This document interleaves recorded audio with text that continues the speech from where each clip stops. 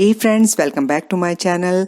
आज की हमारी रेसिपी है बहुत ही स्वादिष्ट मूंग की दाल की बर्फ़ी, जो बहुत आसान तरीके से और बहुत हेल्दी वे में हम बनाएंगे। तो फ्रेंड्स, आपसे रिक्वेस्ट है, यदि आपने अभी तक चैनल को सब्सक्राइब नहीं किया है तो प्लीज़ सब्सक्राइब करें।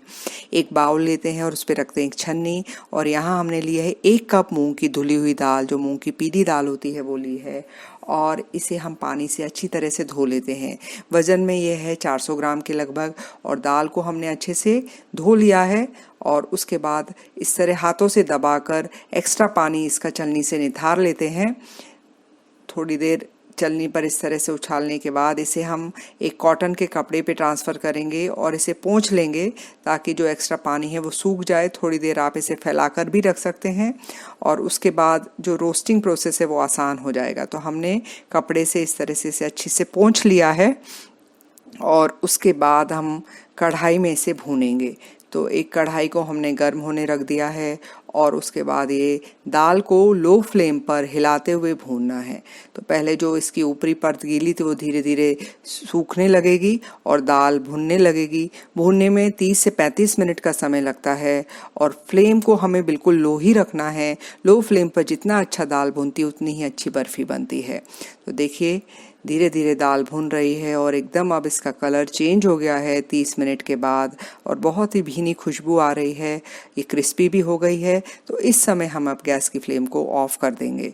अभी भी इसे चलाते रहेंगे, और ठंडा करके हम इसका मिक्सी में फाइन पाउडर बनाएंगे।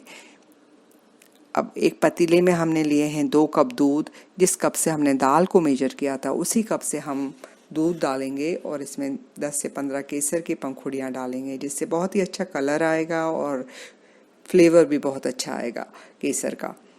अब दाल को हमने फाइन पाउडर बना लिया है। एकदम फाइन पाउडर दाल का हमें बनाना है ठंडा करके। दाल को ठंडा होने पर ही पीसें, और इसमें कंकड़ियाँ सी नहीं रहना चाहिए, एकदम फाइन पाउडर बनना चाहिए। और अब हमने कढ़ाई में डाला है 2 टेबल स्पून घी। देसी घी यहाँ पर लिया है, और दाल को इसमें ट्रांसफ़र कर दिया है जो दाल का पाउडर बनाया था। और अब इसे लो फ्लेम पर फिर से एक बार भूनते हैं। अब हमें भूनने में ज़्यादा समय नहीं लगेगा, क्योंकि दाल पहले से अच्छी तरह से रोस्टेड है। ये घी दाल ने एब्जॉर्ब कर लिया है 8-10 मिनट के बाद, और इसका रवा जैसा टेक्सचर हो गया है। दाल की बहुत अच्छी खुशबू आ रही है, और इस समय जब दाल अच्छे से भुन जाती है, कलर भी इसका येलो हो गया है, चेंज हो गया है। देखिए, इस तरह से दाल अच्छे से सिक गई है। तो अब हम इसमें जो दूध हमने उबलने रखा था, दूध में भी अच्छा सा कलर केसर के कारण आ गया है। अब उस दूध को हमें दाल में डालना है। तो धीरे धीरे करके दाल में ये दूध डालें। ये गरम दूध है तो दाल बहुत जल्दी से एब्जॉर्ब कर लेगी। तो 2 बार में मैंने ये दूध डाला है, और इसे लगातार हिलाते जाएं ताकि कोई लम्स न बने।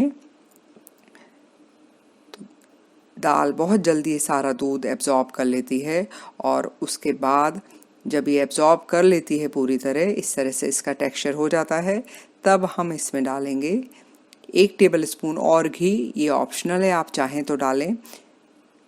तो टोटल 3 टेबल स्पून घी में हमारी ये स्वादिष्ट बर्फ़ी बन जाती है। और ये घी भी जब दाल ने सोख लिया है, तो अब हम इसमें डालते हैं 1/4 टीस्पून इलायची पाउडर, और पौना कप मैंने यहाँ गुड़ लिया है। वैसे आप 1 कप से सवा कप तक भी गुड़ ले सकते हैं, जितना मीठा आपको पसंद है। आइडियली आपने जिस कप से दाल मेजर की है उसी कप से 1 कप गुड़ लें, तो बर्फ़ी का जो मीठा है वो बराबर रहेगा। गुड़ पूरी तरह मेल्ट हो गया है। अब हमने गैस की फ्लेम को ऑफ कर दिया है। गुड़ डालकर हमें बहुत देर तक नहीं पकाना है, नहीं तो बर्फ़ी कड़क हो जाएगी। अब हम इसे ग्रीस की हुई ट्रे में फैला देंगे। तो ट्रे को हमने घी से ग्रीस कर लिया था, और चम्मच की स्पून की मदद से इस तरह से इस बर्फ़ी को सेट कर देंगे हम, और प्रेस कर देंगे यूनिफॉर्मली। और उसके बाद इसे कटे हुए पिस्ता से आप गार्निश करें। यदि आपके पास चांदी का वर्क है तो चांदी का वर्क भी आप इसमें लगा सकते हैं। और उसके बाद आधे घंटे के बाद इसके आप चाकू से इस तरह से पीसेस कर लें। स्क्वायर पीस में यहाँ मैंने इसे कट किया है, लेकिन इस ठंडा होने पर इसके पीसेस पूरी तरह से अलग करें।